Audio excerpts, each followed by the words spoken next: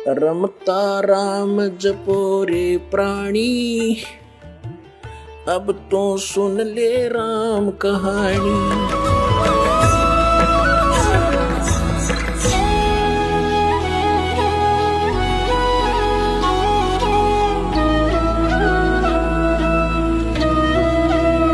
पुण्यात्माओं, सम्मन नाम का एक मनियार था। मनियार को आप जानते होंगे। मनियार होता जो केवल चूड़ियों का काम करता था, माताओं को, बहनों को चूड़ी पहनाया करता था, उसकी पत्नी भी और वो भी।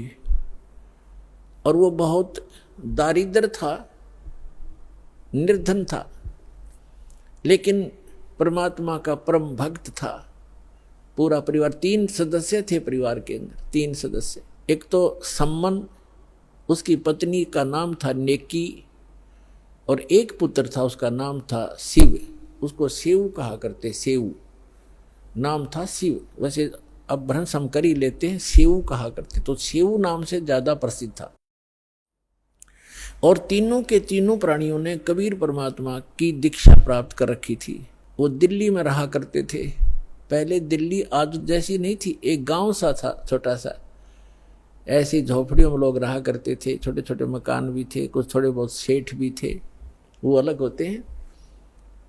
आज जैसी दिल्ली नहीं थी 600 वर्ष पहले। और परमात्मा बनारस काशी में रहा करते थे। एक कमाल नाम का लड़का, उसके कबीले ने, उसके कुल के लोगों ने मृत्यु के उपरांत जल प्रवाह कर दिया था।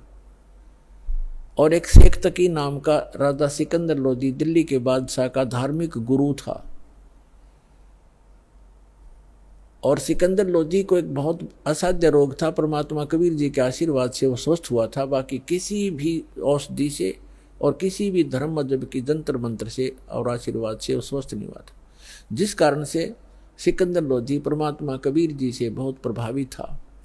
और उधर से धार्मिक गुरु उनका सिकंदर लोधी का जो शेख तकी था, वो ईर्षा करने लगा कबीर जी से कि ये अब ज़्यादा महिमा प्राप्त होगी है, राजा के हृदय में ये समा गया है, किसी प्रकार इसको नीचा दिखाऊं और राजा मेरी तरफ फिर आकर्षित हो। कहते हैं 2 वजीर, 2 फकीर और 2 पीर, उनकी कभी आपस में बड़ा नहीं करती।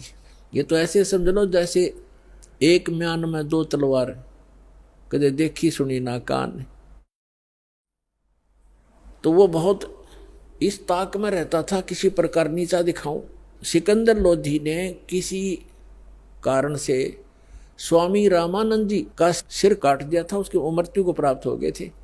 और कबीर परमात्मा ने सिकंदर लोधी और सैकड़ों व्यक्तियों के सामने उनको जीवित कर दिया था, जिस बात से सिकंदर लोधी घना प्रभावित हो गया था कि ये तो सचमुच अल्लाह आए हैं, खुद भगवान आए हैं। कबीर साहब अल्लाह अकबर है। अब अल्लाह अकबर यही काम करता है, मुर्दे को जीवित कर दे, रोगी को स्वस्थ कर दे, निर्धन को धन दे दे, तो भगवान यही काम करते हैं। तो वो सभी काम कर रहे थे। सिकंदर लोधी का पक्का विश्वास हो गया था कि सचमुच गॉड है, खुदा है। परमात्मा कहते हैं, राज तजना सहज है, सहज त्रिया का ने, मान बढ़ाई ईर्षा वाई दुर्लभ तजना ये। राज भी छोड़ सकते हो, अपनी सुंदर पत्नी को भी त्याग सकते हो, और कहते हैं मान बढ़ाई और ईर्षा ये नहीं छूटती जीव पर। ये छूटे बिना भगवान मिला नहीं, बात वहीं की वहीं रही। तो इस ईर्षावश, राग द्वेष वश कि मैं झूठा सिद्ध करूं किसी प्रकार इस कबीर को, ताकि इसकी महिमा कम हो जाए, इसलिए वो इस ताक में रहता था। एक दिन सिकंदर लोधी से कहा कि आप इसकी बड़ी महिमा गाते हो, इसने मुर्दा जिंदा कर दिया, स्वामी रामानंद जी को जीवित कर दिया, आप कहते हो मुझे स्वस्थ कर दिया। एक दिन उसने ये दबाव लगा दिया कि यदि ये कोई मुर्दा जीवित करेगा तो मैं मानूंगा, नहीं तो मुसलमानों को तेरे विरुद्ध कर दूंगा। सिकंदर इस बात से चिंतित सिकंदर टेंशन में आ गया, और परमात्मा को अपने बच्चों की टेंशन सुहाया नहीं करती। ये समर्थ है 1 मिनट में टेंशन दूर कर दे। सिकंदर लोधी से पूछा कि क्या परेशानी है आपको। सिकंदर लोधी ने कारण बता दिया। तो परमात्मा ने कहा कि कहो शेख तकी को कोई मुर्दा लावे, और करते हैं अर्ज भगवान से, थोड़ा छुपा के रखते थे दाता अपने को। सिकंदर लोधी को तो पता था, कह दिया सो कह दिया। कबीर जी कह रहे हैं कर देंगे जिंदा, लाओ कोई मुर्दा। तो वो कहता मैं कहाँ से लाऊं मुर्दा, कभी आएगा जब देखेंगे, कभी होगा जब देखेंगे। अब परमात्मा ने सोचा कि ये टेंशन काफी देर रहेगा सिकंदर। इतने में क्या हुआ, लीला मालिक की, सौसल सीधर मैं करूं अपने जन के काज।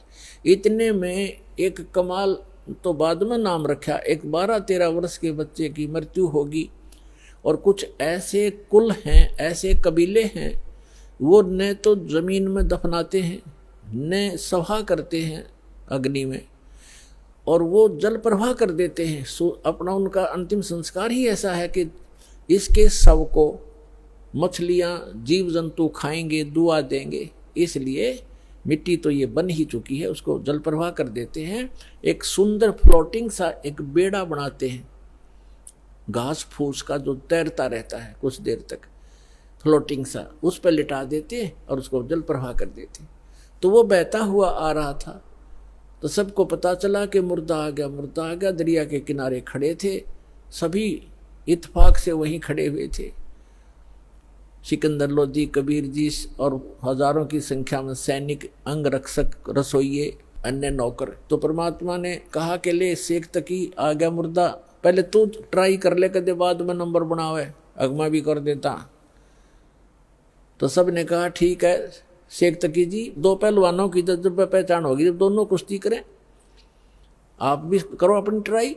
तो लगा फूं फूं करने, वो मुर्दा चला गया 2 फरलांग 600-700 गज आगे को 800 फुट आगे नीचे, यानी जिधर से पानी बहकर जा रहा था, डाउन स्ट्रीम में चला गया। तब वो कहने लगा शेख तकी कि ये तो बहाना चाहता था, अपने से बला टाड़ने के लिए कबीर तो बहाना चाहता था, मुर्दे कभी जीवित हुआ करते हैं, वो तो क़यामत के समय जीवित करेगा अल्लाह।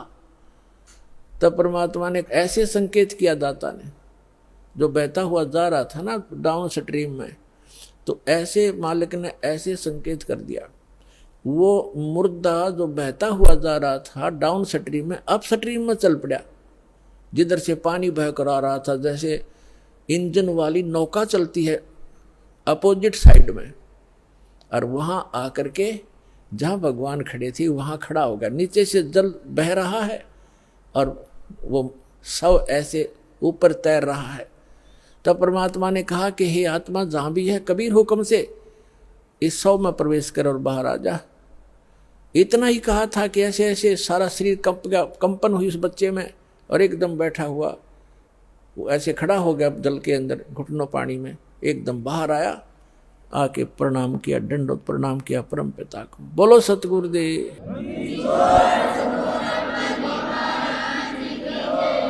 सभी ने ये कहा कमाल कर दिया, कमाल कर दिया। परमात्मा ने उस बच्चे का नाम कमाल रख दिया और उसको अपने बच्चे के रूप में रखा। अब बच्चे को पता नहीं कौन माता थी कौन पिता थी, दाता ने वो बच्चा अपने पास रखा, उसको भक्ति दी।